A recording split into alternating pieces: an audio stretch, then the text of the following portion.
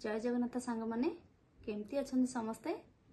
मु आज गैस समस्या बा लिवर जनित समस्या को नहीं गोटे सुंदर घर उपचार आनी। देखंतु गोटे बीट नहीं जिवे, गोटे गाजर नहीं जिवे, धनिया पत्र किछि नहीं जिवे, आ किछि पुदीना पत्र नहीं जिवे, गोटे लेंबू नहीं जिवे।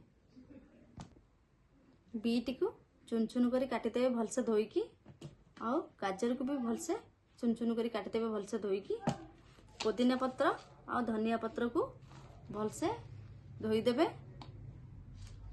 याकू बाटी सारला परे सेतेबेले छाणीदेवे। छाणीला परे लेंबू फाळे काटिकी पकेईदेवे।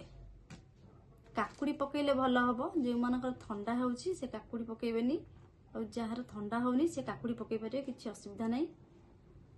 तापरे सोइस एमती 7 दिन करंतु, देखिबे आपणकर कॉन्स्टिपेशन दूर हो जिवो, लिवर समस्या दूर हो जिवो, आउ स्किन ग्लो करिवो। देखिबे भल फल मिलिबो।